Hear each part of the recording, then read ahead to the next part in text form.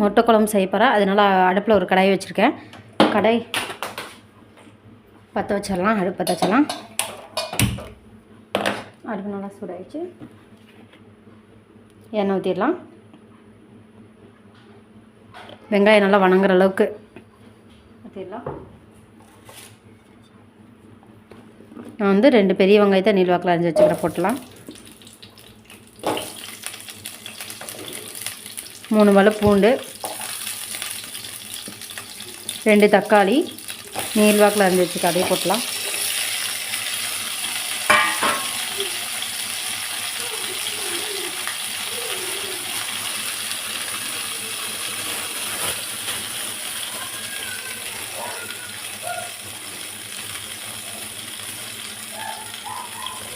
நாலு வரமிளகா,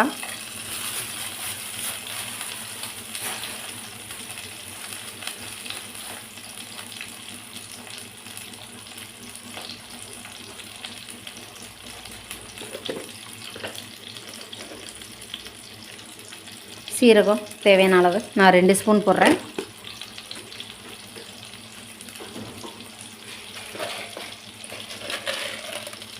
மிளகு 1 ஸ்பூன்,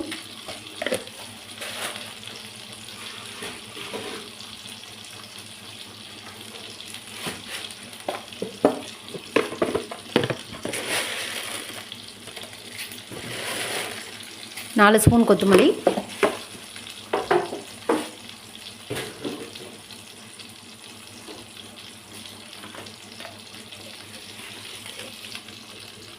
சோம்பு 1 ஸ்பூன், ஒரு பட்டை,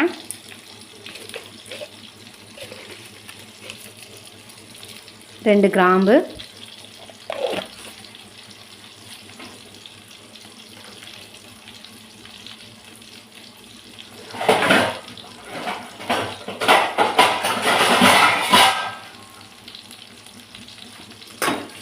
நல்லா வணக்கிடலாம்.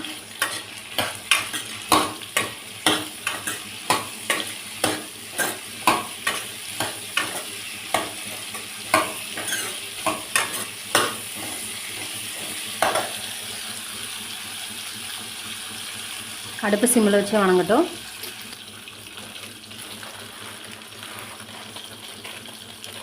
நான் தேவையான அளவு உப்பு போட்டுக்கிறேன். நல்லா வணங்கட்டும். உப்பு போட்டோம்னா சீக்கிரம் தக்காளி வெங்காயம் நல்லா வணங்கிடும்.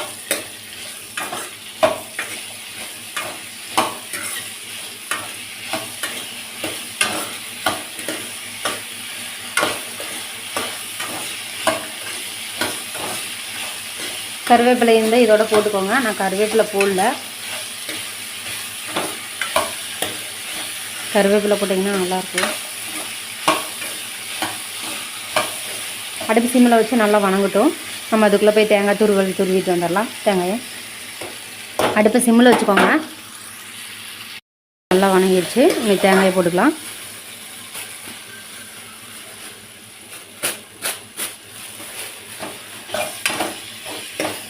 அடுப்பை ஆஃப் பண்ணிக்கலாம். அடுப்பை ஆஃப் பண்ணிவிட்டு வணக்கிக்கோங்க. தேங்காய் போடும்போது எப்போயுமே வந்து அடுப்பை ஆனில் வச்சுட்டு வணக்காதீங்க. ஏன்னா வெங்காயம் மிளகாய் வணக்கின சூட்லேயே வந்து அந்த சூட்லேயே வந்து இதுவும் நல்லா வணங்கிடும்.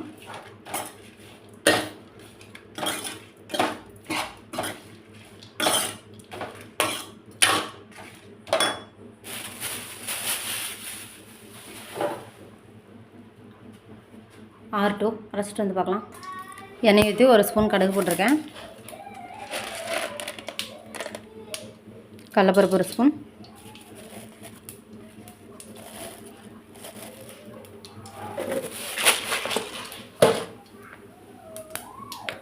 பெருங்காயத்தூள் கொஞ்சம் போட்டுக்கலாம்.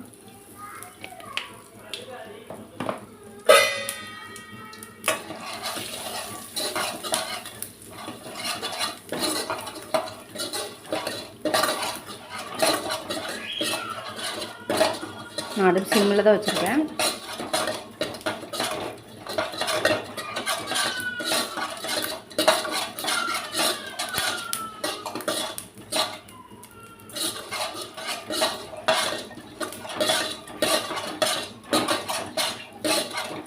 வச்சு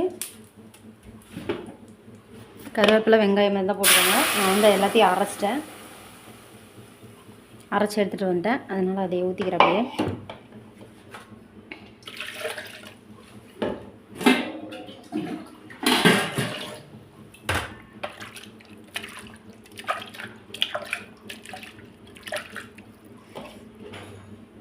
அதில் மிக்ஸி ஜாரெல்லாம் நல்லா கழுவி ஊற்றிக்கலாம்.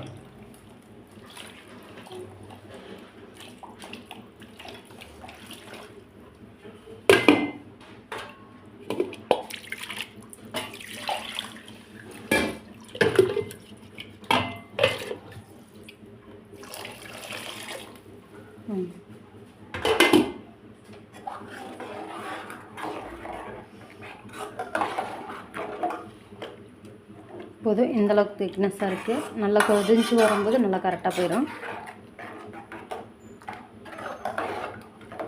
நல்லா கொதி வரட்டும். உப்பு செக் பண்ணி பார்த்துட்டு போட்டுக்கலாம்.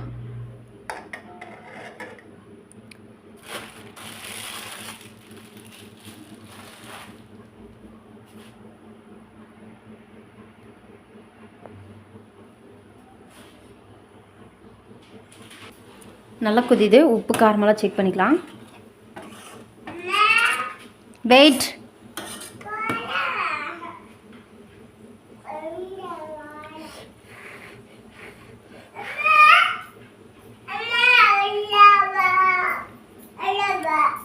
வர வரமையில் எனக்கு உப்பு பத்தல, அதனால உப்பு கொஞ்சம் போட்டுக்கிறேன். அங்கேயா? சரி.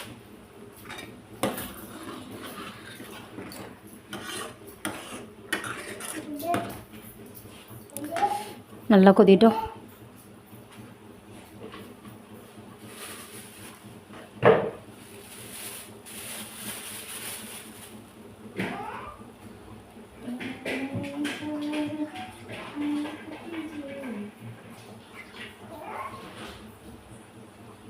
நான் 2 முட்டைக்கு 2 முட்டையை உடச்சி ஊற்றிடுறேன்.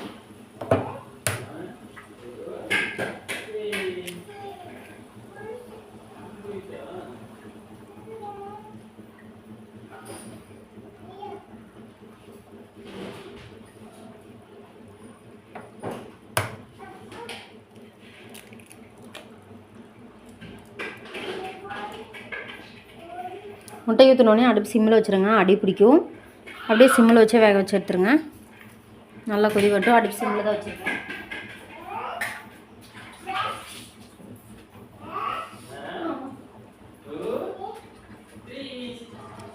ஒரு 2 நிமிஷம் கிளற வேண்டாம், அப்படியே இருக்கட்டும். சைடில் இருக்கிறத மட்டும் கிளறி விட்டுக்கலாம். அப்படியே விட்டு கிளற வேண்டாம். அப்படியே நல்லா கொதிட்டோம். ஒரு 5 நிமிஷம் கொதிட்டோம். அதுக்கப்புறம் பார்க்கலாம்.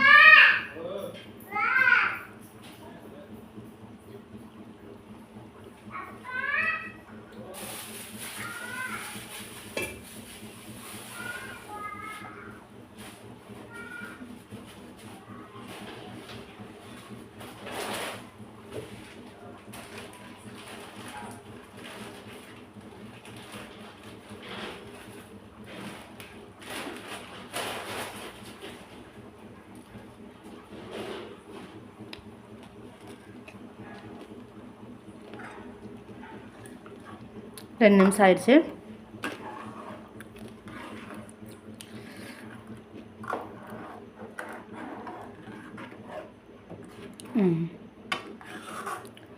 உனக்கு வேணால் இது பண்ணிக்கலாம், ஏன்னா அடி பிடிச்சிரும். அதனால் ஊற்றும் போதும் சிம்மில் வச்சுட்டு ஊற்றுனதுக்கப்புறம் சிம்மை இது பண்ணிக்கலாம். இப்போ வந்து ஹை ஃப்ளேமில் வச்சுக்கிறேன். நல்லா கொதி வரட்டும். ஒரு 5 நிமிஷம் கொதிச்சதுனே அடுப்பாக பண்ணிடலாம்.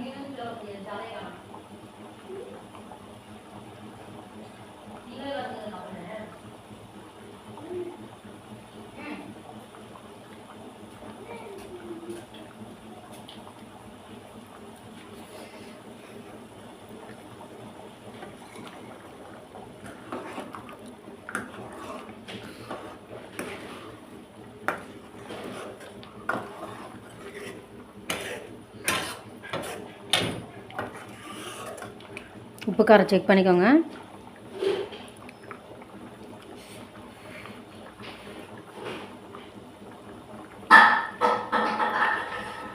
எனக்கு உப்பு காரம் அளவாக இருக்குது. உங்களுக்கு வேணும் உப்பு போட்டுக்கோங்க. நான் உப்பு வந்து பத்தலைன்னு கொஞ்சம் போட்டேன். இப்போ காரம் அளவாக இருக்குது. நல்லா கொதி வந்துடுச்சு. இதுக்கு மேலே ரொம்ப கொதி விட தேவையில்லை. முட்டையெல்லாம் சீக்கிரம் வந்துடும். பாருங்கள்,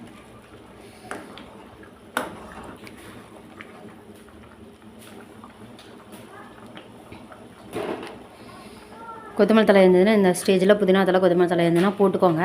எங்கிட்ட இல்லை, அதனால் நான் போடல. இந்த மாதிரி சிம்பிளாக வந்து முட்டை குழம்பு எப்படி பண்ணுறதுன்னு பார்த்தோம். இது போல் செஞ்சு பார்த்துட்டு எப்படி இருக்குதுன்னு சொல்லி லைக் பண்ணுங்கள், ஷேர் பண்ணுங்கள், சப்ஸ்கிரைப் பண்ணுங்கள், கூடவே இருக்கிற பெல் பட்டனை கிளிக் பண்ணுங்கள்.